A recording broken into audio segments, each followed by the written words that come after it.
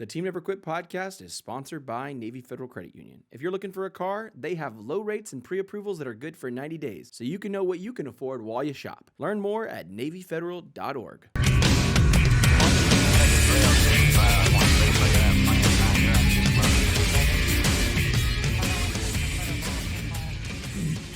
What's up, everybody? Welcome back to another episode of the podcast. Marcus, Melanie, how are you guys doing today? Blessed and unstoppable, brother. How was your holiday? Oh, holiday was good, man. Chilled. And you had a birthday. I planted a tree. Let's start over. Let's back this up, man. You planted a tree? I planted a tree. Of knowledge? Of knowledge. Or of... It was an actual tree. Okay. It was a very expensive... I didn't know how much trees cost, by the way. Don't buy trees. They are expensive. They're absurdly expensive. And it was not even a fancy tree. It was just what are those trees called? Crepe myrtle. $500. Well, how big was it? Wow. 45 gallons. I didn't know that was how much Why would tree you buy cost. a 45-gallon crepe myrtle? They grow so fast. Yeah, that's what everyone has been telling me the last couple of days. That's the stupidest purchase you've ever made. Probably not the stupidest. Get a receipt? It's on the list. Yeah, right. It's on the list. That's the fastest growing tree there is, and you could have bought a 10-gallon one. Man, we got a bunch of them out here growing. Yeah. You could have in the plucked wild. one. You could come get this. Matter of fact, I need it removed and moved. So you just take it. All right. That's so funny. Oh my gosh. All right, we got go ahead. Oh, you're good. We'll ask that in a minute. Well, I got a Patreon question. Sure. At what age did you realize your idol was just human, and who are they, and what happened that kind of made you realize that, I want to say idol, you know, like your role model or your hero, whatever it may be?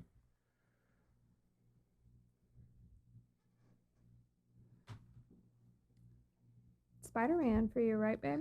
Yeah, but he was my childhood. I mean, I never looked at anything as other than. That's a deep question. Yeah, I don't know if I can answer that. Can you answer that? I mean, I've met so many fascinating people over the years that I think that answer to that question probably keeps changing from period to period. I mean, if you had asked me the same question perhaps 20 years ago, I would have a different answer. But 15 years ago, I would say perhaps Sri Sri, the spiritual teacher who taught me how to breathe and meditate, perhaps he would be that, you know. Mm-hmm. So the answer keeps changing. Yeah, yeah, it's a good answer. I think because they're temporary. And as you grow up, and it's not that you stop loving them or you just look at them as differently. You just grow into something else. Someone else feels that. Because there's people I run into that I didn't know about that literally I think they're superhuman. I'd have never expected that. Mm-hmm. I wouldn't even have guessed it. But then you see them capable of something, you're like, okay, wow, that's cool. And it's just kind of the further you travel, the more you learn concept. And I think that kind of changes as you grow. Yeah, I think coming into it with an expectation too that, I don't know, for me at least, I've never had an idol per se. I've always had an expectation that people were human from the get-go and that I could just work as hard as them to get to that level. Mm-hmm. So maybe just kind of taking a different approach to the people we look up to. I think it's about inspiration, frankly. I mean, when I read Marcus's story, it was nothing short of like, oh my goodness, how does one wade through this? How does one move through this? And, you know, what more is there if that doesn't inspire one, then what does? So I guess that as you live and learn, as you meet these amazing people, I guess that definition does keep changing. I don't know if we're going deep early, but take it. That was the one thing is a lot of the stories that I heard, and I swear, bro, we were laughing about this the other day. Me and some of the guys that I've been into combat with, the stories that we heard from the guys below us that were teaching us were kind of, I mean, they told those stories so hardcore that we went in it with everything we had. And then when we got back, they were kind of like, man, we messed with y'all a little bit on some of those. I was like, well, good Lord, I wouldn't have gone near as hard and as fast if I wasn't trying to impress y'all. You know what I mean? So there's that when someone goes through something and they turn around and tell that story and that it inspires you. I get that. I've always had that. I mean, that's kind of what still keeps me going. And when I would go down and get beat down, just the stand-up part, it was like I could always think about y'all, and it was like a little push. For whatever reason. I know it sounds weird, man, but at the last minute when I was thinking I couldn't take anymore, I would fall forward, kind of like a little nudge. Like, hey, there, you know, we're nudging you. Keep going. And but yeah, it's tough. That's how you keep raising bar for the rest of us who you're looking at. who look up to you and then say, wow, if he can do it, there's a human possibility that perhaps I can get there someday. I think mine are super like traditional. My great grandmothers and my grandmothers are who I want to be. Like Yeah. That's beautiful because you still have the family tradition in the line and they pass that down. The people who don't have that, like when the family split up Yeah. or someone dies or Mhm. you come into this world without that, Yeah. if we somehow swing that up, because that's the crazy part is they are part of the foundation, they are part of the lineage, and they do have that story, just no one's told them. Yeah. I still have all of my grandparents, so they're really important to me and they are who I want to be like. They're who inspire me. What a great, deep, thoughtful question. He started it. Yeah. Patreon. Yeah, thank you, Patreon. Yeah, Patreon. Thank you. Hey, if you want to check out our Patreon and all we have going on there, head over to patreon.com/Team Never Quit. We have exclusive access to the show, behind the scenes content. We're about to start a community, like a huge forum. We have a lot of stuff cool in progress, in the works. So y'all check that out, patreon.com/Team Never Quit. We have got a great guest in store, and I'm going to do my best to pronounce the name right. Kushal Choksi is an investment analyst turned entrepreneur, 9/11 survivor, and author. His new book, On a Wing and a Prayer, chronicles his narrow escape from the World Trade Center on September 11th, 2001, and the emotional journey towards redemption that followed. Welcome to the show, Kushal. Thank you, guys. It's an honor, absolute honor to be here with you all. Yeah, I'm looking forward to this, man. I mean, the entire story and especially what you do now is kind of important in our lives as well. So We do a lot Thank of you again. meditating now, so we're really. You have a lot of backstory, but we are excited to hear about what you do now.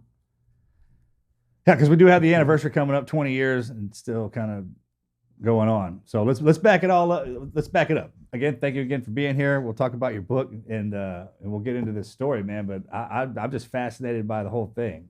I want to hear a lot about the breathing and all that stuff as well. So please, if you wouldn't mind sharing it with us and our listeners. Absolutely. I'll follow your lead. Take me wherever you want. Perfect. So why don't you start by kind of set the stage for your 9/11 experience? Why were you in New York City? What were you doing there? What was your career, your background, all of that? Sure. I came to New York City from in 2000, year 2000. I began working on Wall Street. I graduated from Pittsburgh, went to school there. Before that, I was in India. That's where I grew up. So New York was, by all practical purposes, was the first big city that I ever saw. That's something that really took me by. It swept me off my feet and carried me. And I was. So explain that, because are you from the country? I don't mean that's a beautiful way to say that. And a lot of people, when they talk about America, there's a feeling you get when you come here for seeing it for the first time. And you grew up were you in the country or in the town? In India. In India. Well, it was a small town. It was a small town. It was a small town that, called Ahmedabad. Probably no one really. It's not. It's now there. Look, if you compare, no town in India is a small town anymore. It still has millions of people, but comparatively, it's a very, very small town on the map geographically. But yeah, I mean, it was. I'm talking about my childhood in a very small place, not enough exposure, no internet. It's like a carefree childhood, like pretty much like country living. Right. Okay, go ahead. I'm sorry. And I, like how you said, I came here to live, to pursue the American dream. To me, in my mind, America was that land of free, where I could just go and apply and just become whoever I wanted. There was like a very ripe field of opportunities, and that brought me to New York. And I started working on Wall Street on a trading desk. I had a math and finance major, so I like numbers, and I started working there. And I was really loving it. I was moving very fast in my career up the corporate ladder. I was enjoying what I was doing. It was hard work. It was stressful, but I thought that was the call of the age. And if I wanted to become successful, that's what I had to do. So at some point of time, I actually really even stopped asking why I was doing what I was doing. I was just swept in to so hard in that current of time. And sort of days were blurring into weeks and weeks were blurring into months, but I was just flowing with it, flowing with the flow, as they call it. Because during that time, it was fast paced. I mean, it's always fast paced there, but during that time, there was a lot going on. I mean, just the life, when you say the lifestyle, because it changes. Like every 9 years, there's a shift or something. But the way we grew up and the way they're growing up at the age we were at is not the same. And that's, as you get older and you look back and you see that, it's pretty amazing. But yeah, I just remember back in those in 01 or 2001, everything was going real fast. Yes, this was, and especially we were just coming off of the dot-com boom, right? So there was a lot of abundance in the economy. There was just, people were on a natural high. People were just like, yes, we are unstoppable, we are invincible, and Wall Street being that epitome of that capitalism, you could even feel it even more there. That alpha culture was like, radiating at its full possible. I remember that.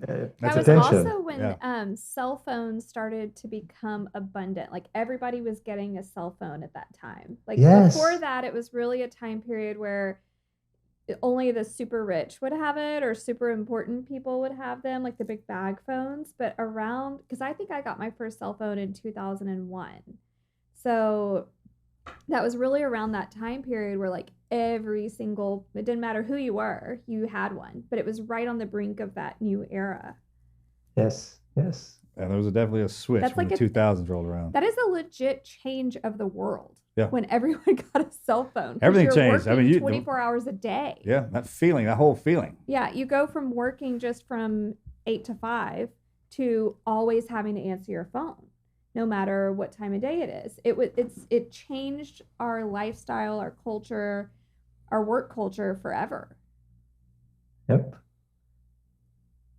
Anyway, go ahead. I just remember that specifically around that time period that was just. No, you're right. That was one pivotal change, and probably within another year came this, or we were hit by this another monumental event that perhaps changed the fabric of our country, and everything that we stood for and everything that we knew or we cared for changed forever. Mm-hmm. And here I was in the eye of the storm on that fateful Tuesday morning on September 11, 2001. Let's hear about that. What did you do that morning before you even got to work? Did you have any bad intuition or anything? I was so caught up in my own world that it was just another work day for me. To get to the trading desk, wake up early morning, get to work, and on your way to work, you're processing things. How are you going to, do things that'll make some money here and there? They'll do, that thing that constantly wired up mind was on that move in that morning, and that in that way, that morning was no different from any other morning. I very clearly remember I was thinking about what I had to do.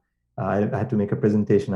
All these thoughts were going on in my mind. I was a little late to work that day. So on one hand, I was, typing up a quick message on that QWERTY keyboard to my team. And as I'm navigating through this noise in my mind, there was a huge bang. There was a huge sound that kind of shook me up. That was like a wake-up call.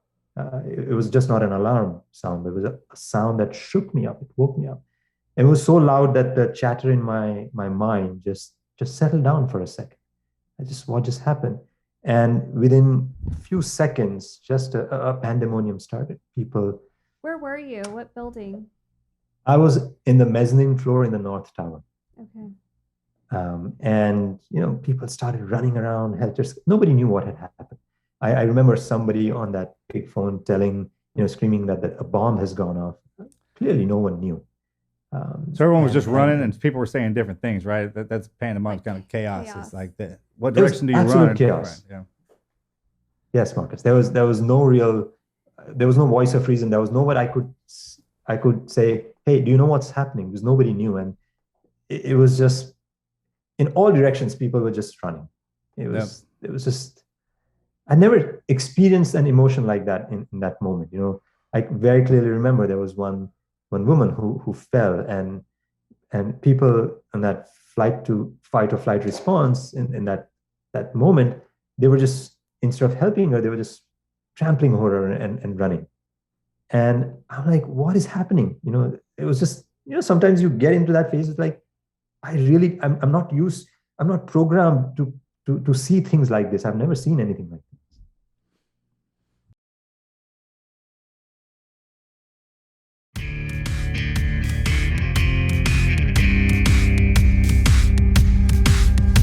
About you guys, but it can be a pain in the butt to get the kind of sleep you're looking for. This episode of the podcast sponsored by Purple. If you are not getting the kind of sleep you need, if you are having a hard time because of the warm temperatures, the neighbors that are partying too loud, the animals that just won't shut up, then you guys need to check out Purple Mattress. It'll keep you cool and comfortable. No matter what the world throws at you, you're going to sleep like you need to sleep. And that's because only Purple mattresses have the grid. The grid is really cool, actually. Its unique ventilated design allows air to flow through, helping you sleep cool even when it feels like 1,000 degrees outside. No matter how you sleep, whether you're a belly sleeper, a side sleeper, a back sleeper, I promise you guys, I used to struggle hard sleeping good. But then I got the Purple mattress.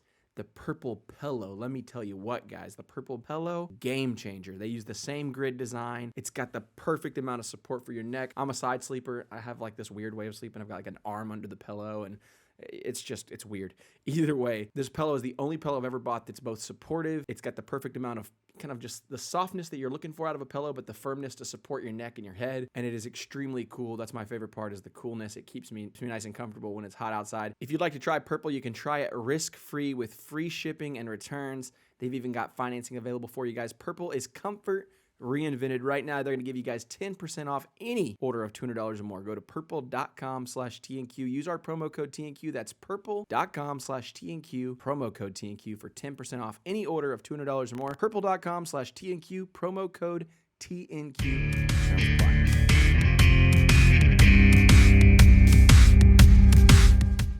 And in that moment, I just thought I'll just move away from this. So I was walking towards the main entrance. The lobby was on Church Street, one of the entrances. And as I go there, there's a security person saying, just go back in. It's not safe outside, because it was raining, the cement chips and that all the gray haze was there. Yeah, it looked like something out of a movie, right? I mean, things falling from out of the sky. Exactly. It was like an apocalypse that you've seen only in the movies, like that. You perhaps have seen something like that, in your real life, but I had never seen anything like that before, to be frank. And when I saw all these things coming, I was like, perhaps it's right. Maybe I should go in. The guy was saying, just go and stay in the center of the building, stay in the core of the building, or go back to your desks. And there's a voice from behind, just found my shoulder, tapped me and says, let's not listen to him. Let's just go out. Let's just run. And I don't know what it was. It had in my book, I talk about it. It has, I literally put it in these words, that it had a conviction of a Marine Corps leader. It had that. I'm like, it has some authority. It's authority, right? It's conviction, it's confidence. And I just left. I left the building following his lead. And when I came out, I look up and I see this huge gaping hole in the facade of the building. And I was like, how does this even really happen? And somebody was at that time saying there's a plane that has hit the building. And I'm like, could a plane would have made a wrong left turn on its way down to LaGuardia? What happened? And as I'm processing this, from the left corner of my eye, another aircraft just comes and just rams into the South Tower, spitting out a huge ball of fire on the other side, which is just coming down on us where we are. And that, I thought, was now it felt like it was deliberate. There was something a menace at work here. And because you couldn't see the plane, right? From the first vantage when you walked out, it was encapsulated in the first tower. Yes, I couldn't see the plane. It was just somebody was talking there. I remember on the news when we were watching it, they thought it was because you could just see some smoke coming out of, which has happened before. Someone tried to fly or did fly a little plane into it or somewhere around it. So that's what everyone was thinking. And the hole, when you saw the hole, you didn't think giant aircraft. Yeah. Oh, and I used to work on Windows on the World. Like for 3 months, I spent a lot of time there before, just a few months before this event. So Windows on the World was a meeting space, a banquet hall on the 107th floor. And so we would see the planes at eye level going down, to land to either JFK or LaGuardia. And I thought, could something have gone amiss here? You couldn't fathom, you couldn't conceive that somebody can just take a plane and drive into or fly into the building, right? Oh my gosh. Yeah, when you say it now, is 20 years, we were kind of joking about this. Like there'll probably be a day when you get on an aircraft and if there's a human flying it, they'll be like, what's going on here? Why is there a human flying this aircraft? But as strange as that may sound, but back then it's, especially those big jets. I mean, turning those things down. I mean, that was something. I remember that. It shook the world for sure. So you're like on the ground, you're looking up. Did you actually visibly see the plane hit the South Tower?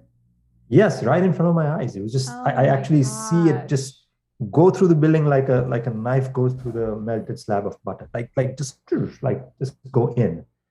And it was, I mean, that had to be the most unbelievable thing to see in front of your face. Like watching I can't even imagine. I mean, I've seen some crazy stuff, but standing next to that, because they're two opposites. Yeah, that's not in your mind. You don't even put that together. Those two things not supposed to go together, right?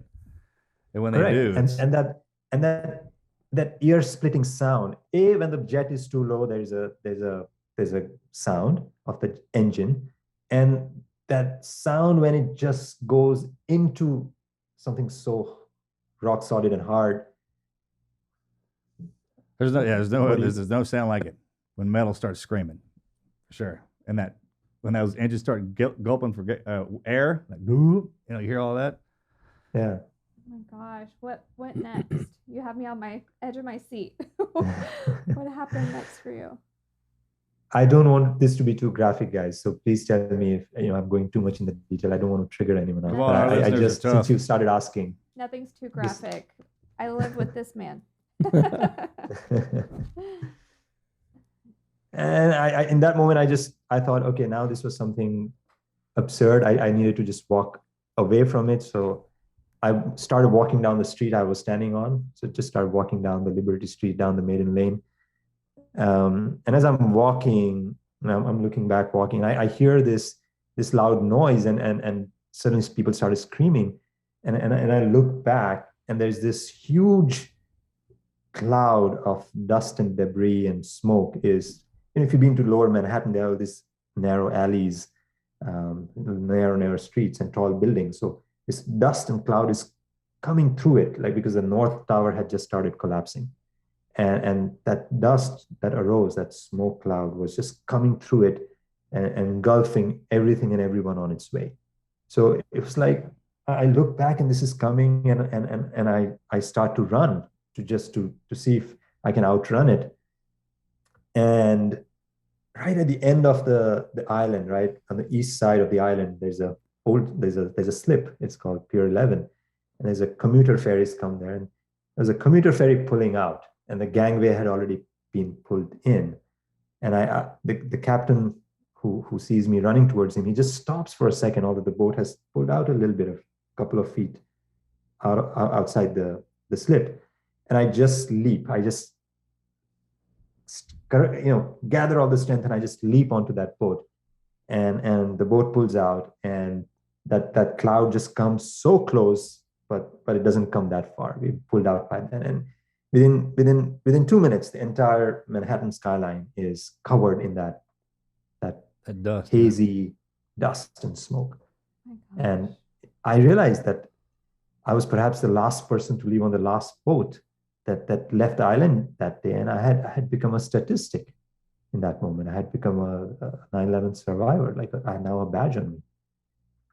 That was the first time it hit me what had happened. But also, I mean, the chaos, that's another thing, is because we couldn't get in touch with anybody. No one had any idea who was alive and who was dead. No.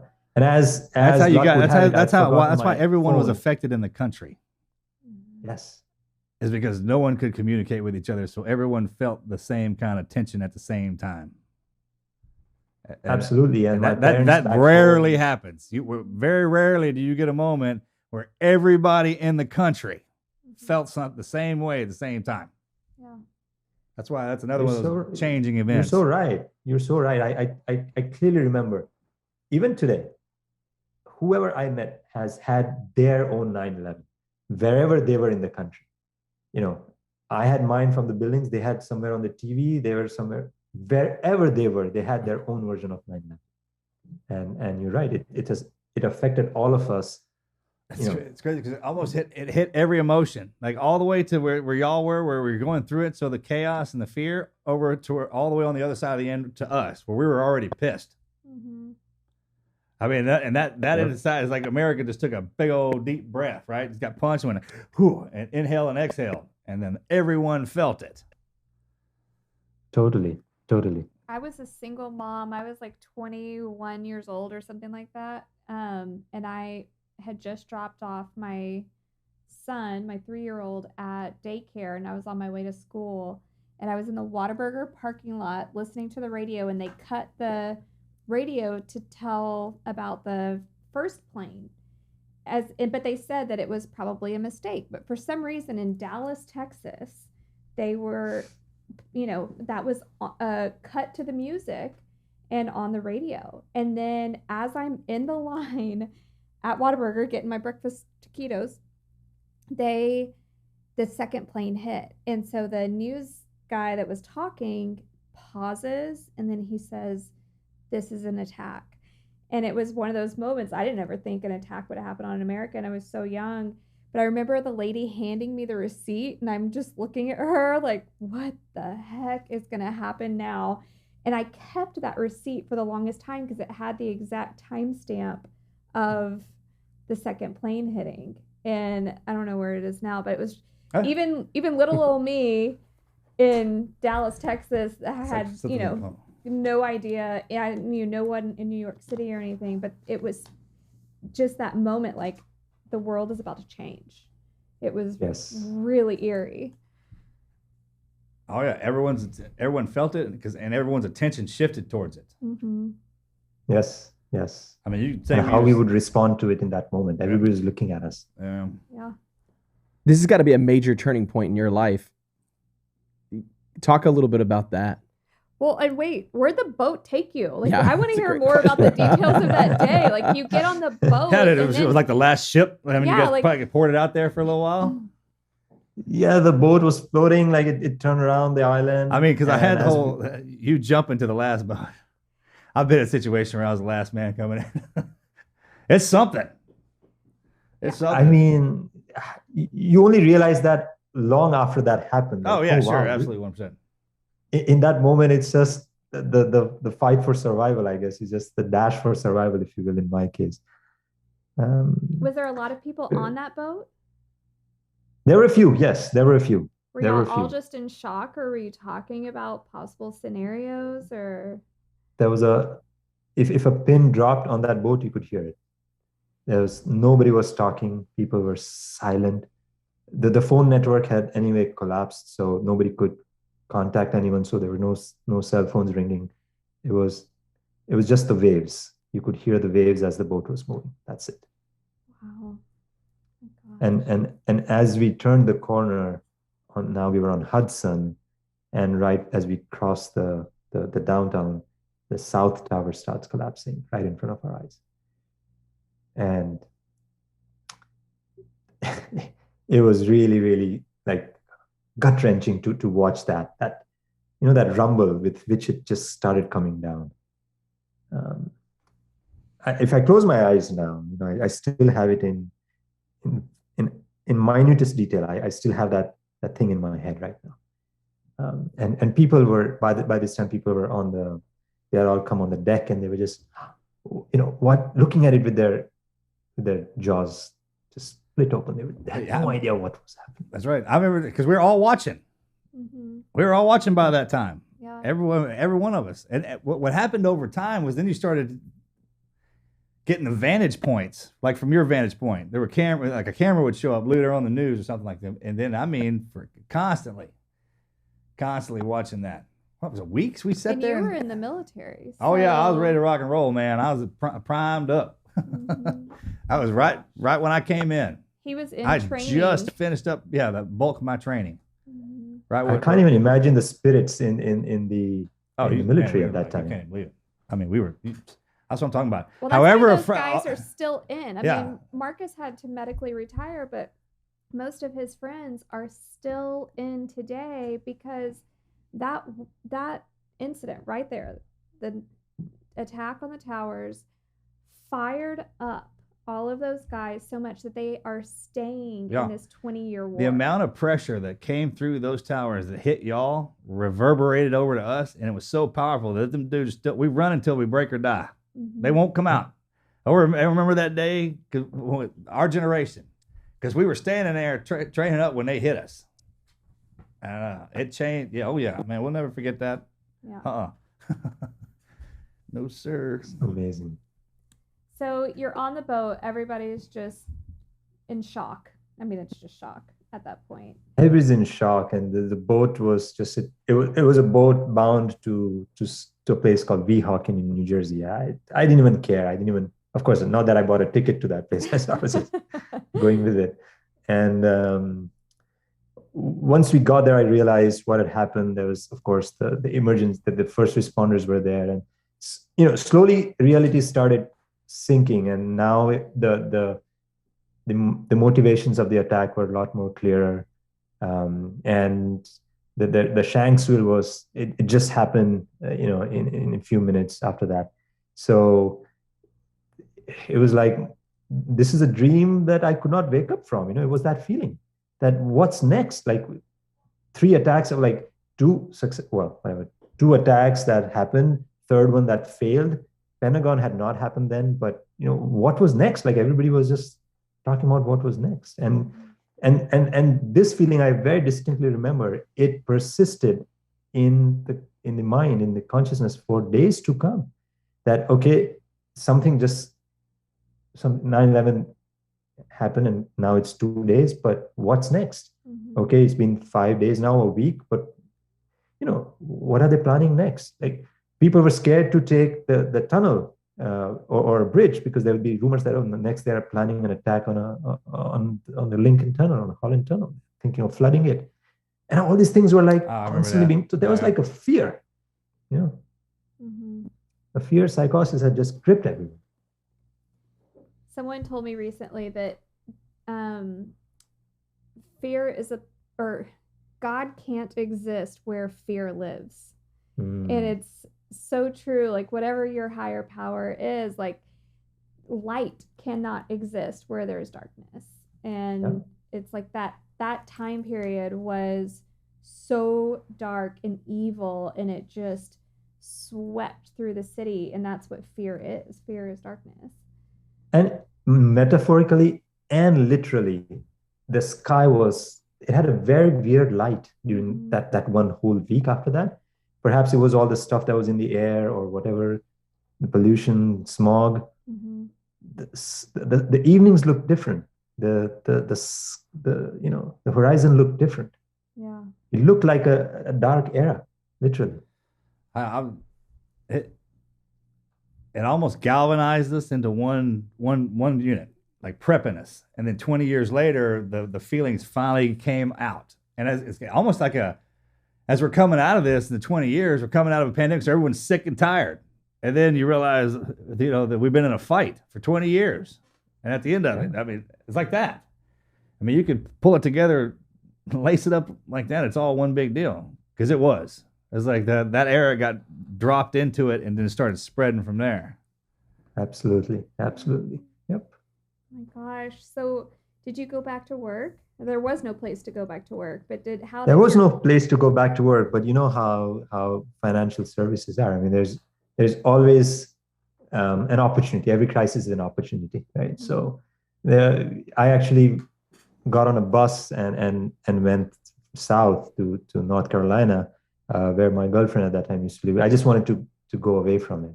But very soon we were asked to come back. In a few days we were asked to come back, and a command center had been set up to kind of move on. That's the thing about the city of New York. It forces you to be so resilient so quickly. Oh yeah. It doesn't give you time to sit take a breath. Lick your wounds. Can't even take a breath up there, man.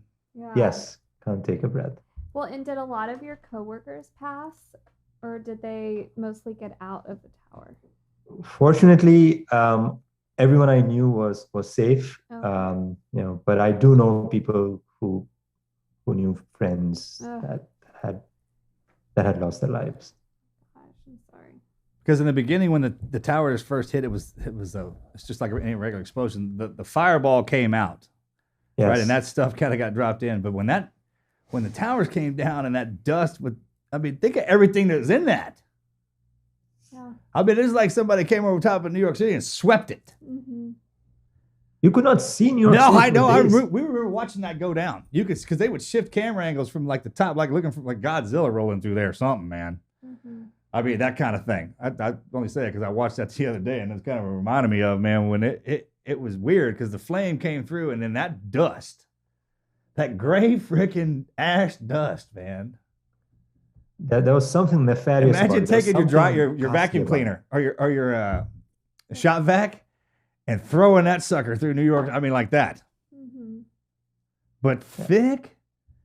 God dang, man, when y'all came out of that, I know, seeing the camera, like everybody's people, shade, everybody was that gray. Yeah, that white dust on their face and stuff. I mean, all of the pictures, we like to go to the 9/11 museum when we're in New York City, and just all the photos and videos and everything that they have on display there. It's so impactful to see that. And I'm so glad that museum exists for the kids that weren't alive during that era, our kids. It's so important. Oh man, we got over everything so fast. You talk about getting over some stuff, make us all one color, right? Mm-hmm. I mean, quick. There you go. I mean, when we walk, I'll never forget it. Yeah. At the days after that, weeks after that, or even months, everybody was American. No matter where you came from, like anything, everybody had their flag proudly out. Yeah, so what happened, man? We got so close and we had so much fun and built something in 20 years. We got upset. It's weird. It's like almost being in a dream, but not being in one. Yeah, everybody was red, white, and blue. What a time. What a time, right? That's best. Yeah, what a time, huh? So how did you recover from that? That had to be emotionally really hard to just wrap your head around, that you were in the center of that. It was a very interesting feeling in my head. Now that I look back, I call it interesting because it was such an opposite forces, a mix of forces. On one side, I was feeling lucky. I was feeling grateful that I had made it out. I was feeling that I had a new lease on life. It's like, okay, I just have some bonus time now. And that made me think, all right, whatever I had come to this country to do, I had to go after with even more force. I had to go after whatever I was chasing, all the more, with all more gusto and more energy. But on the other side, there was this part of me that was saying, what's the point? What is the point of doing this when it feels so ephemeral? When it could just, you could just poof, you could just disappear like that. Oh, you mean snatch it away from you like that? Yeah, that all can be snatched away. Yeah. It was so fragile, like how you said earlier. It's what's the point of building this whole house of cards when just a breeze, a gentle breeze could just knock it all off? And is it really worth it? So I was, on one side, I wanted to apply that hard gas pedal. On the other side, that distinct lack of purpose or whatever it was, a disinterest, was applying that hard brakes. So it was a weird vacuum that I experienced, a void that I experienced, and I was not going anywhere. Wow. Well, that's like the center of the hourglass, isn't it? That's like getting pulled through one or pushed out of one and pulled into it. You're getting pushed and pulled while you're getting pulled through on the other side, man. That's that stall point.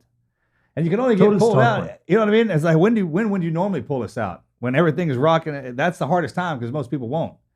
There's got to be a position at which that happens when we have to go through a primordial, proverbial, whatever shift. You know what I'm talking about? Yeah. And to get us all on the same page real fast, I think that's how the boss does it. The good Lord works in mysterious ways. And we shift into something and learn how to operate it. We just keep going, keep learning, keep loving, right? That's it. And what you say is that, man, it just has to make you work harder because this thing keeps growing. The one thing that's absolute down here that always changes is life. Like day to day, she rolls in. It's a different pattern, so we don't ever get bored. The 1 second you think you got it figured out is probably when something's about to shift on you. Yeah.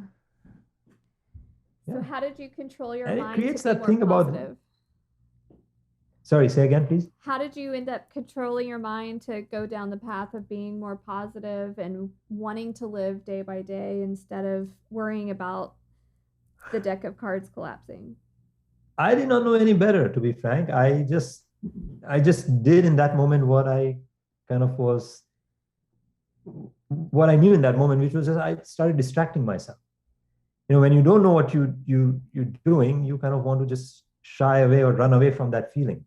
And so I started literally running away from it. And I just started traveling the world. I started changing jobs to find some, adrenaline, at professional front. I started, I even started taking, aircraft lessons to fly a plane to find that thrill, just to experience something. But every time I would do it, all right, it gives me a little high, and then I come back to the same place.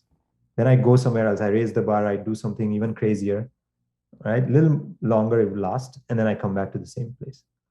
So it was like I was in that stage of distracting myself and coming back to that state of void for a few years, actually 2 to 3 years, and it was very exhausting.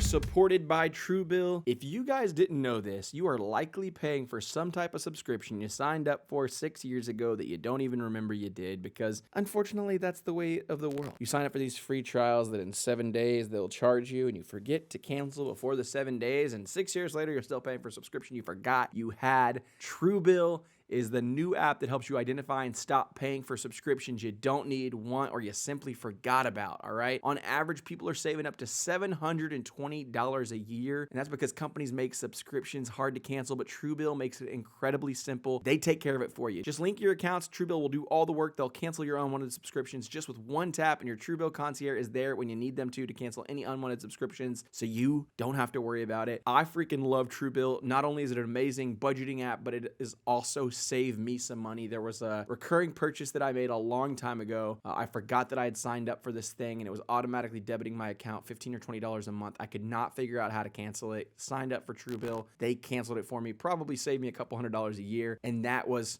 just 1 year. Imagine how many years I've been paying for this dang thing. Truebill has over 2 million users, and they've helped save them over $100 million. That is crazy. So don't fall for subscription scams. Start canceling today at truebill.com/TNQ. Go right now, guys. Truebill. It can be, especially if you're in tune and how focused you are, because that perpetuates it. They get one of those cycles. You just keep looking for something, keep running away. It's like it's kind of like, all right, what are you doing? Oh, I'm killing time, stalling, whatever. There's the path set. And the more you kind of, and there's that temper to where the big road turns into the merging road before it opens back up, and funneling through that, man, it also gets fast. It may seem like it's getting slow, but it's not. It's actually you're speeding up. Time has, for the perspectives, right? You know what I'm talking about? It's completely different. And exactly, and that's dizzying. That speed. Yeah, the zing. Yeah, thank you. That's right. That's what I was trying to say. So what was the hobby or distraction that really caught your attention and that you move forward to? It was travel. I picked up learning to learn music, culinary, sports. I tried everything. I quit my job. Like, it was a very promising career at one of the top investment banks to join a startup, because that's cool, right? And probably thinking that would bring me some joy, some fulfillment. Yeah. So when I look back, I was doing everything what I was conditioned. My mind was conditioned to do. There was certain patterns based on which I knew how to respond to a certain situation, and knowingly or unknowingly, I was just flowing with that. I was afraid of asking the real questions, the hard questions, and to stay with that feeling. I could not stay with that feeling, so I was just trying to run in all directions. Yeah, I think we all do that when we've been in a stressful situation. Well, you grow up with your friends and you think whatever, if you get along with them famously, let's go do whatever it is that they want to do. In all actuality, when you're a kid, you're all different. That's when you're the most different. Really. I mean, you don't even know what you don't know about yourself. And then you go in those directions. I was the same way, man. Once she got a hold of me, learned how to cook. I mean, I was doing things I would have never done, bro. Being in the kitchen was one of them. And I'm talking about to the point to where I was honing in the details from the spices to everything. I tried to cook. If anybody else could cook it, I was going to learn how to cook it. He was plating perfectly. Everything looked like an artistic. I start reading stuff. I mean, whatever hit my interest, it would pull me in so hardcore that I knew that's what I was supposed to be doing. And then when it wasn't time for it, I couldn't even focus on it. It would shift and drop like that. And I never could understand what was happening. Mm-hmm. Ultimately what I looked at, I was like, sometimes when you're going through your path, you can get through it pretty quick. It just means you're going to have to spend a little time on the other end of the front part. And it's a give and take. It's a learn. It's that whole, like that hourglass effect that you see. Because each time you go through it and you come back up, you're learning something. Or charging a weapon. I was talking to a buddy of mine, and it's like when you pull the charging handle back, you're like, okay, you're cycling that thing back, you think it's done. It was like, no, it's when you let it go. It's when it rams it forward. So you loaded it, and then you pull everything back to charge it, and then you send it back forward, and that's when that sucker goes. And that's a beautiful part about life. And you need people like yourselves to go through those moments that we do to remind people of it. Because life, man, can suck you in there and capture you and drown and keep you down. I mean, keep you way down there if it wants. But that's the funny thing about it, Marcus, that did I have to go through this to understand this? I mean, bro, I know, right? Should life be easy? What a great question. That's right? The greatest question right there. It obviously did, because you were so caught up in your bubble of being successful and doing, the Wall Street thing and, focusing in on that you weren't thinking about anything else. And that wasn't the plan. You needed to experience more, obviously. How did you get into meditation? Oh, that's another story. A friend of mine told me that his teacher is visiting New York, and he said, well, you've tried everything, just try this meditation and breath work. And I'm like, man, this is not for me. I've tried it. It doesn't work. I try to close my eyes. All these thoughts come. I've tried to meditate. It doesn't work for me. Plus, meditation is something, I'll do it when I have a lot of time, when I retire, when I'm done with my responsibilities, and when I'm, sitting on a chair, watching my grandchildren. That's when I'll sit and meditate, right? So that was a notion I had in my mind about this whole concept of meditation and breath work. But he didn't buy into my resistance and says, no, just come for me. And in a funny sequence of events, I ended up there. And as the first time when I meditated there, I experienced this state of mind without thoughts. And I did not know what that was. I did not know how to deal with it. I perhaps thought it was, I felt asleep. I thought I'd been working long hours, so I felt asleep, or maybe it was a placebo effect, or maybe there was something here that I can't relate to, but I did not take it on its face value. I mean, this Wall Street training forces us to not accept anything on its face value, right? So I was the left brain questioning skeptic guy with high guards, and I was like, no, this is, I don't know, unless show me the data, where's the science? So I did not accept it on its face value, but there was experience.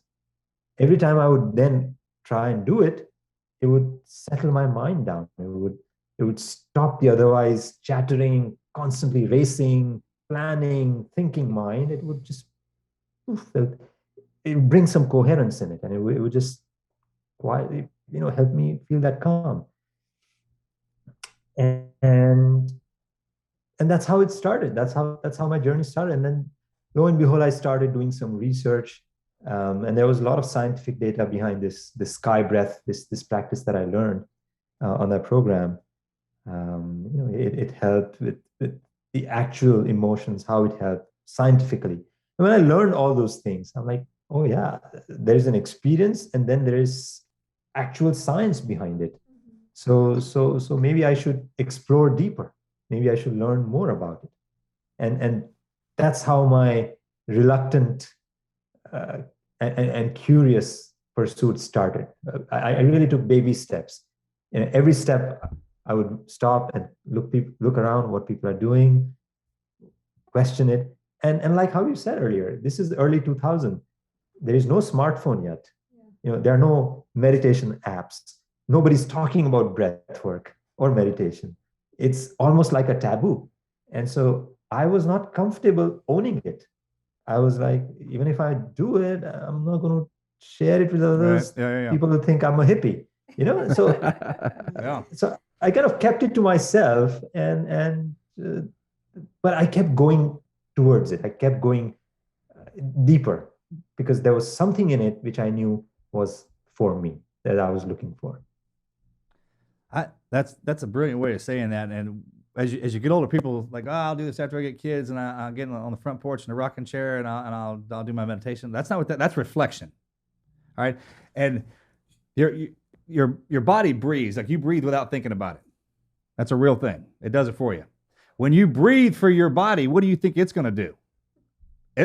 It literally has to run everything else. So when you take the time to give it a break to do that for it, it opens up these patterns that you can't believe. It's mind, body, and spirit. Those three things run together. I talk to people. I was like, oh, you're a body person. Why do you go to that gym?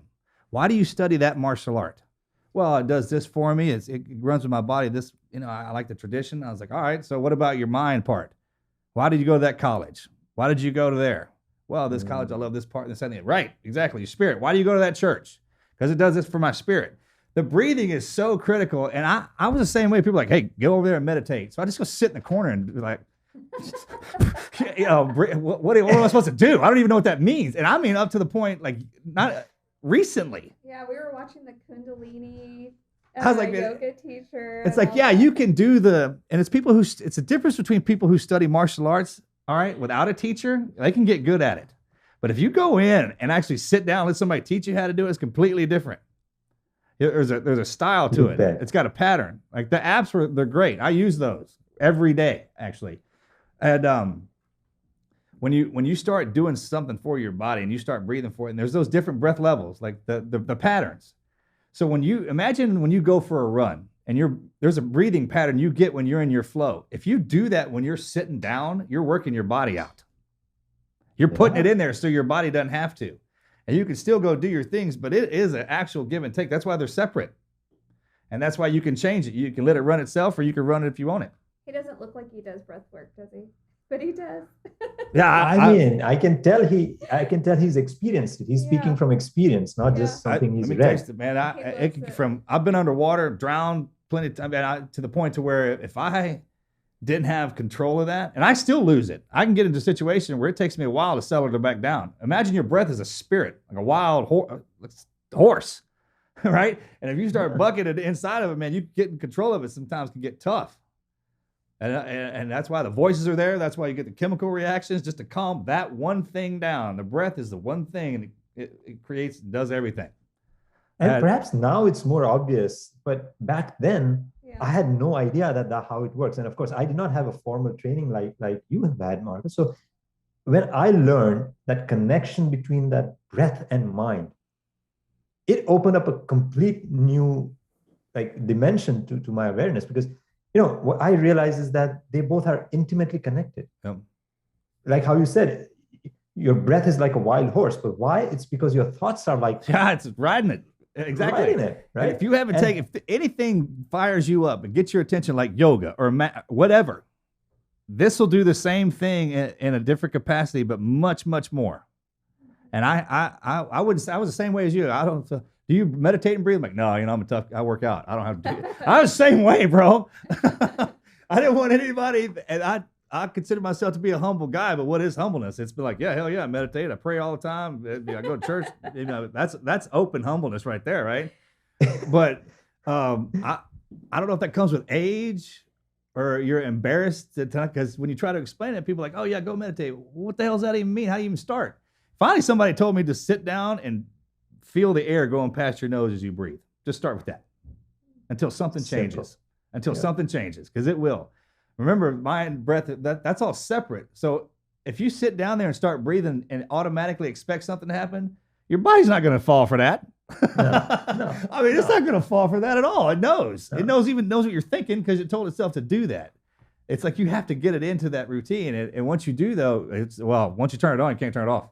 Yeah. Exactly. And because it won't do it because you cannot control your mind with your own mind. That's right. Yeah, it's too tricky. It's too smart to know what you're trying to do. Too smart. Way too smart. You need to say, do this. It's going to run in the opposite. Isn't that great? Direction. That's so great. It's automatically designed to do that. Yeah. And that's why breath comes in, because breath is that link between your body and the mind. Yeah. Because like how when you any emotion you have, it has a reciprocal rhythm in your breath. Have you seen an angry person breathe? Yeah. Right? Short and shallow. Versus, Marcus walks through the door and you all, it's birthday and everybody says, surprise. you just gasp for the air, right? So it's constant play between the emotions and the breath. Right. Usually the emotions lead and the breath follows. But the beauty is, like how he was saying, if you turn it around, you focus on that, the horseman, you learn to modulate your breath in a certain way, then your mind follows. Yes, perfect. Just like a surprise party. If you want to feel like that every time, however your breath was when that freaking jolted you, that's what you do. That's how you get that stallion bucked up. And those breathing patterns do that. It's not, most people think it's no. It's whatever state of mind you're wanting to get into is how that regulates. And you know that because of the reactions it has, not only when it's doing it by itself, but when outside influences cause it. And totally. If somebody would have explained that, every time I start to say that, I'm like, man, I wish I would have known that back in the day. Then I would have missed something else probably. If I was busy breathing, then I probably would have. It all happens. You know what I mean? It's like the minute I thought, if I'd have been good at breathing back in the day, then you would have turned out this way because that would have been. I'm like, all right, whatever. But so how did you get super into it to actually study meditation and breath work? It was that reluctance sort of gave way to curiosity. And, I was just like, there is something in here that I really want. I do feel good. There's a peak experience that consistently delivers. And it started impacting and showing in every aspect of my life, and my wife and I, we both started doing this together. So that was another thing, she also used to be on Wall Street. We used to lead very different, busy lives, living like roommates. So this was the first thing we started doing together, so it was like, it gave us something to work, like a common thing to follow together. So I started exploring it, so I'm a kind of guy, if you say, prescribe me and say, you have to do it, this is a process you follow, I would run away from it. You cannot tell me to do one thing. But if you just leave me alone and say, all right, do it if you want to, and if I see that benefit in it, I'll keep looking around. If nobody's there, I'll keep going towards it. So that's how I started going deeper into it, first reluctantly, and then just being plain curious, like, okay, let me see what's in it. Let me have an open mind and see what's in it. And the benefits were very clear. My focus improved, the sleep got better, that there was a calm, there was a stillness that I began experiencing. And I was like, okay, I was still working in financial world. And how you've probably seen in the movies when things get animated on the trading desk, people started shouting and screaming and throwing phones and, swearing like a sailor. That's real, right? Those kind of that really happens, right? That happens, and I would be part of it usually. But that one, I clearly remember this one afternoon when something like that erupted, and I was just calm about it, and I was watching it, but I was not. I was in control of myself, control of my emotions, which otherwise would have given way. And then at the end of the day, when we were in a bar, my boss comes to me and says, "Are you smoking something? I want something. Like, you were very muted today. What's happening? Are you okay?" And that's when I realized, only thing that has changed in my life is this breath work has come in. And perhaps I'm more in control of my thoughts, my emotions, how I respond to situations than I used to before, where I would just react. Mm-hmm. Now, instead of reacting, I'm aware and I'm responding. So that was the first time I realized this thing had something in it. And then I kept going deeper into it.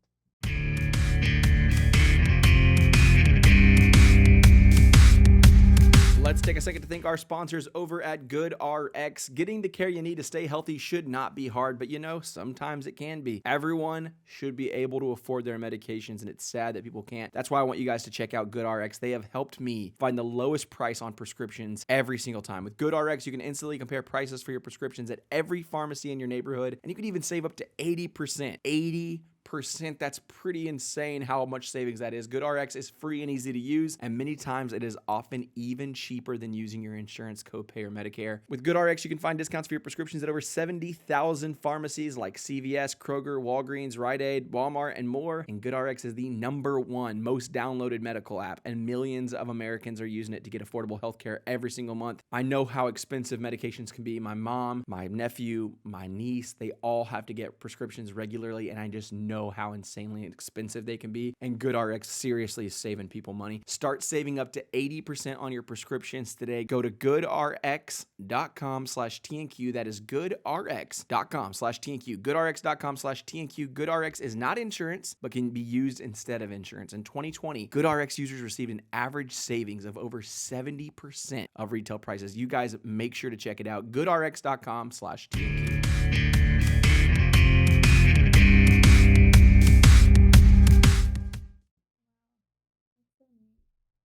It is. It's like letting your body take a breath.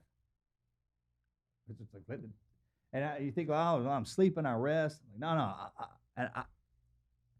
Growing up, I was fascinated with Mr. Miyagi. I teach my kids. I do the Miyagi way. Like, I'm out there busting their butts. They're working but they're going to learn something.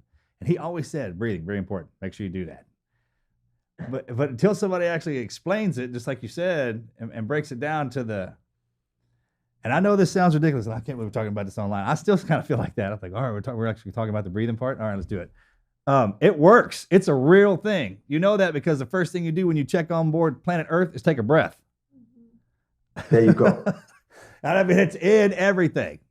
It's air. We were referring to this. It could be a solid, a liquid, or a gas, right? It's kind of with water. It's everything you're breathing. It's a flow state. It's a total flow state. It's a complete flow state. And when you don't take the time to just come off the gas, right, a little bit and let that sucker breathe, and you can step back in it. I mean, there are things down here that are designed for that. Some of us are designed for that. Race car frames, big old friggin' lungs, man. We can go. If you learn how to articulate that and move through that, then, I mean, you can operate it at a completely different level, I guess is the best way to say it. Man, the more anything can breathe, the more it flows, the better it runs. So at physical level, that's how it works, right? Another thing that's secret that I learned, and of course now science has validated that also, which is this whole science of impressions, and you know it better than anyone else. Whenever you go through a life event, whether you are on the front, whether you are with your loved ones, whether there's something that you enjoy or a loss in your life, it leaves an impression on our subconscious. Right? It creates a little scuff mark, like a lesion on our nervous system. Let me give you an example. Every morning, let's say first time you had your coffee in the morning, you love that coffee. Next day, you want that coffee because yesterday was really nice. Third day, another coffee. Now, fourth day, you don't find that cup of coffee. It's 8 a.m. You already run towards the kitchen, but there's no coffee. Something in here feels there's a discomfort because that impression has been formed on your nervous system that it's 8 a.m. and I want coffee. Right? So it's a very innocent example of an impression, but it's like a conditioning of the mind, the pattern, that cow path has formed in the mind. And deeper the trauma, deeper the deeper the significance of the event, harder the scratch.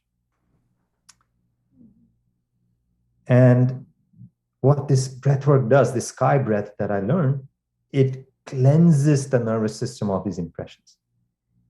I still remember for longest time after 9/11, if there would be a loud noise somewhere, like a construction truck dropping like a big plate of steel, or a burning smell somewhere, or when I travel, I remove my shoes. It just takes me back to that morning. Why was that? Because there was that impression had formed from those experiences, which would not let my mind be. Anything it's associated with it, it takes me back to that event. And that would create discomfort. That would create all sorts of ailments in the body over a longer period of time, if not handled it. The one way to mask the symptoms would be by popping, pills. But that is just curing the symptom. It's not really addressing those lesions that are already in the system. But what this breath work did, the sky breath, it's like using a sandpaper to remove these impressions and smoothen it out. And when that happens, the memories is still there. If I close my eyes today, that whole morning is in front of my eye like a 4K HD movie. But it removed, it loosened its grip. It removed that negative emotional charge that it carried earlier.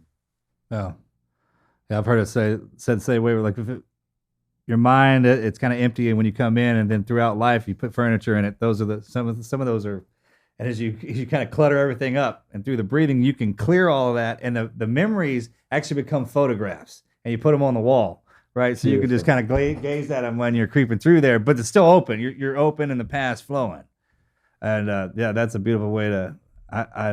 That's another great thing is hearing the different ways to explain it. What's it called? What's your practice called? Sky breath? It's called sky breath meditation. Sky breath meditation. We'll have to look that one up. I'll be on that one in a minute. Yeah. It's very interesting because I now, over a period of time that I learned, I volunteer with this foundation that teaches, and eventually I also, over a period of time, I got on the board because I wanted to make a bigger impact. It's called the International Association for Human Values. And we have a program for veterans called Project Welcome Home Troops. And we teach this sky breath to veterans who come back from the front. And how these memories and trauma and all that kind of, is in the mind, And I have so many, like my dear friends who are instructors, they say, like, I've heard amazing stories of transformation where, having trouble sleeping because there are these things, sounds that shake them up. And this one experience of the sky breath and kind of, brings that lightness, brings that relief from all these traumatic, deep impressions. So I would love to, introduce you guys to that at some point. Oh yeah, we would love to hear about that. Let's get you out here. What we already got a file on you, bro, right here. How do people find or study sky breath? Is that on a website or YouTube or an app, or what is it? Yeah, so you learn with an instructor first time, and then you can practice it using an app or on your own. You get a take-home practice, but you go to artofliving.org, the Art of Living Foundation, where they offer this technique. You go to Art of Living, and they, on the website, you'll see sky breath meditation workshops listed. You can do it over the Zoom now. Are there I was like schoolhouses, dojos. What do you call it? Is it just all over? The meditation center. Yeah. Meditation center. Probably. I don't know. There are meditation centers. There are a few big ones. Like there's one in Boone, North Carolina. There's one in Los Angeles. But nowadays, people are not so comfortable, breathing together in a closed environment. Right. Yeah, exactly. So we just like breathe in the same now. air as each other. How do you even get into that situation where you don't like each other and we don't even breathe the same damn air? The COVID. Right. That's so amazing. How did you decide to write your book? It was just one day in that moment of gratefulness. I felt like I finally had the strength to talk about this, to share my story, and if that can help someone, then probably I would consider myself lucky of having made that small difference somewhere. Mm-hmm. So I never talked about this for a long time. A lot of my friends who I've made friends in the last 6-7 years, when they heard about the book, that's the first time they realized that this is what I've been through. I never talked about it much. But I felt like something within me told me that I just had to write this. I had to put it out to the world. And if one person can experience what I have learned, what I have experienced, that would be awesome. Well, and I mean, a lot of the people that listen to our podcast listen because we share stories of perseverance. We're just getting through Which means there's nothing strange or out of bounds, Right. And usually it's just, which doesn't discount anybody's story at all, but you hear their story and you find strength in that. With yours, you're actually giving a solution to do the breath work. And it's scientifically, like you said, there's data behind it that if you do this breath work, you can manage your thoughts. You can manage a better pathway to move forward, no matter what you've been through, whether it was a divorce or an abuse or whatever the circumstance is. I mean, if the sky's falling down around you, yeah. I mean, if you watch all your friends die, if you get thrown down a mountain, I mean, we can go through the numbers with it, but it's right. There's a few things, more than a few, that have been around since we have. And breathing was, I'm pretty sure, the first one. Let me check. Yep, it was. I mean, I don't know how to make it more simple than that. Yeah. I mean, that's the first act of our life. That's what I'm talking about. Isn't it? That's the first thing you do. Yeah. Take a damn breath. But people don't realize and perhaps also the last act of our life, just taking the breath out. But how much attention do we pay to our own breath? Yeah. Well, people don't realize that your breath is a healing mechanism. They just think of your breath as a natural, you don't think about it, movement. But if you control your breath, it can heal you. It's like a weapon and the tongue is the trigger. You load that sucker up with vibrations, throw it out. You know exactly what I'm saying when I say it. And if I shift my tone or my breath inflection, that's what that is. When you inhale that load, you load that sucker out and throw it right back out. I mean, if you want to break it down to what it really is, that's how we communicate. That's how everything moves. It's like just like the fish get carried in the water, birds get carried through the air. We kind of get carried through our day, and I mean, you can communicate in it. So it's powerful. That's why we have it. And you're a martial arts. You train in that. I mean, they talk about chi, right? Yeah, is it right? Yep. That subtle life force that carries us. I mean, subtler than the breath. And that's where it comes from. Like from time memorial, people have paid attention to it and have unlocked the secrets of that. Yeah, you can measure it. Scientists show that. I mean, you can measure it. Absolutely. Wow. I mean, for anybody to say that the part doesn't, we're at the point now where like, hey, if you think this doesn't exist, and we'll try to educate you, but then for further than that, I can't help you. You know what I mean? You're just trying to be hard-headed, I guess, because it's real, 100%. Yeah, 100%. Totally. Thank you again, brother. Yeah, thank you. I look forward to seeing you, man. Story. Meeting you face to face. We'll do everything we can to back you up and promote you and talk about you. I'd love to sit down and learn something from you. So how do people like get your book? Do they follow you on social media? Do you have a public platform like that? Yes, I'm on social media. I'm forced to be even more active now that I've written a book. But I have a website. It's my first name and last name.com, kushalchoksi.com. There's a link to get the book there. And this book is just, I poured my heart in it. It's just my brutally honest account of a skeptic, somebody who's a non-believer in this, his journey through this breath work and meditation.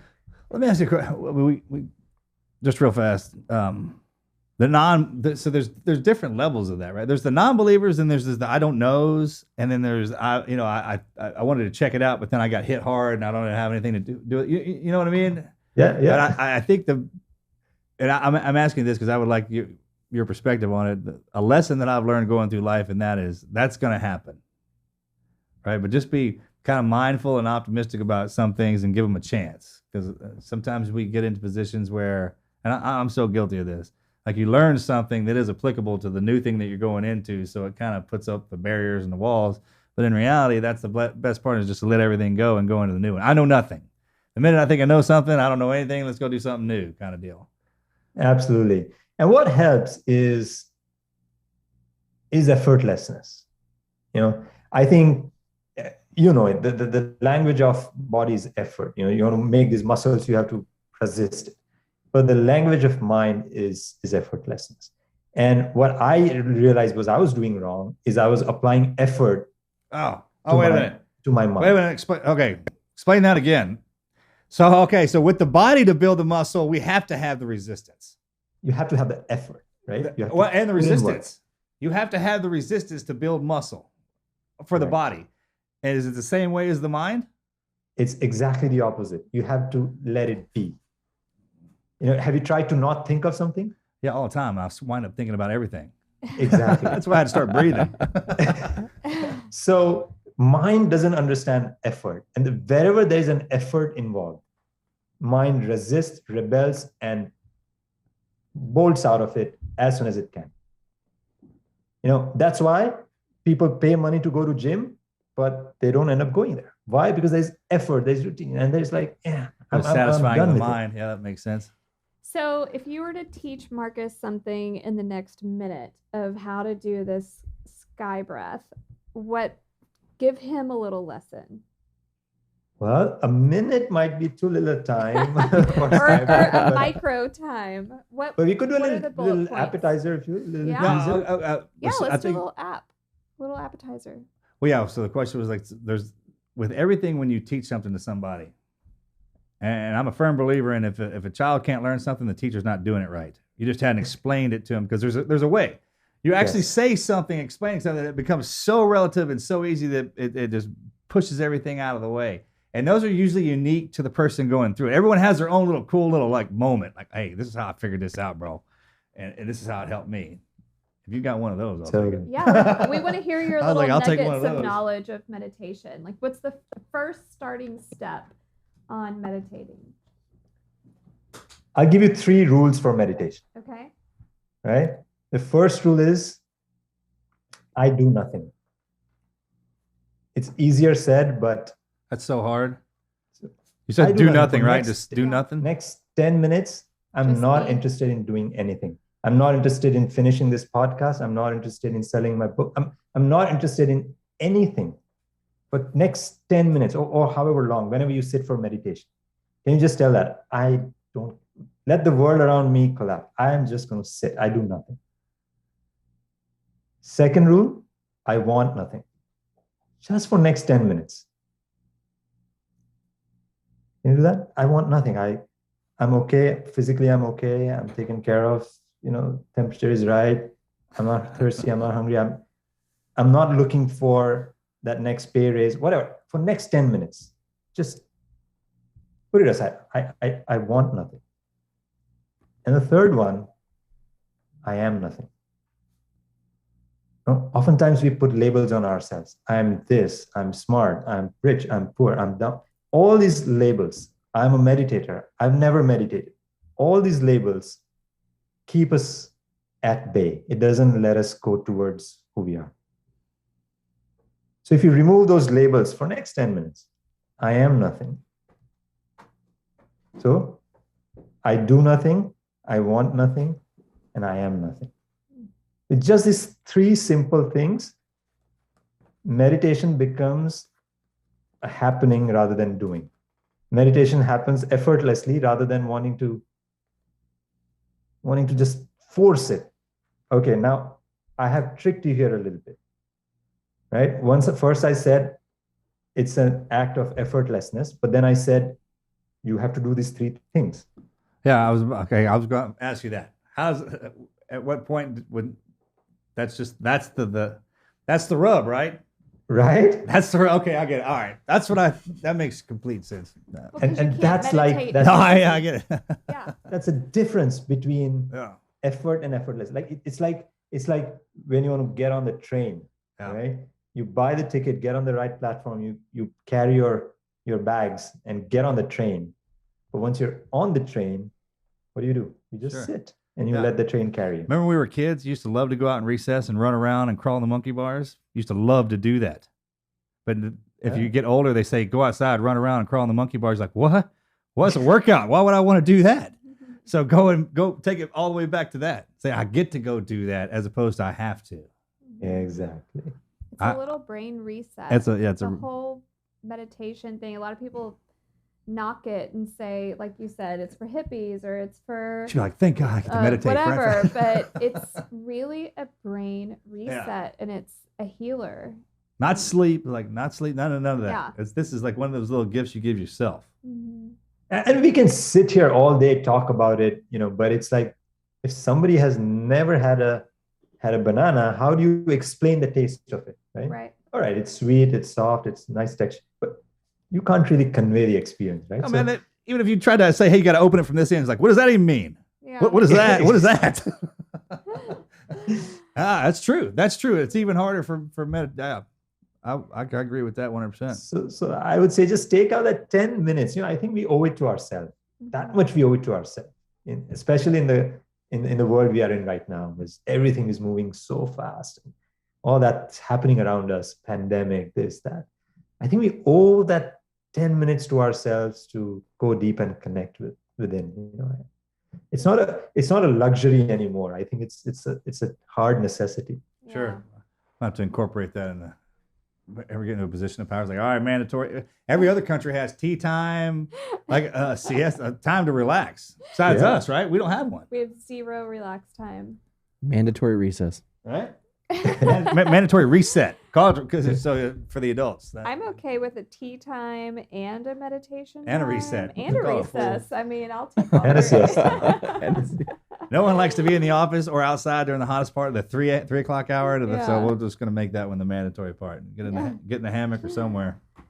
Thank you so Yeah, much bro. for sharing your Man. story. We really appreciate it, your time, and coming up on the 20th anniversary. It means a lot to everybody for different reasons, but we are praying for you during this time because every year has got to be difficult as the anniversary approaches. So I'm sorry you had to go through it. We all had to go through it together. Each one of us had a part. Like you got the initial hit, and then we came in after you. We got hit. It's that the whole thing made us all one big family. yeah, We are all connected at a much deeper level, and more so because of this event, because it's like a river. We are all in different parts of that river, but it's the same water. Yep, that's it. going through. yeah. Thank you. Yeah, brother. Take care of yourself. God bless you, man. We'll be in touch. Thank you, We'll get guys. out here, And yeah. I'm We're gonna once get you out again of the city and very- down here to the country sometime. Yeah, we live in the country. Would love to come and spend time with you guys and breathe together. But Yes. I'm deeply honored to be here. And once again, thank you for everything that you do on the scenes and behind the snes. Thank bet. you. Thank you. You bet. All right. Thank have a you. good one. Bless you. Bye.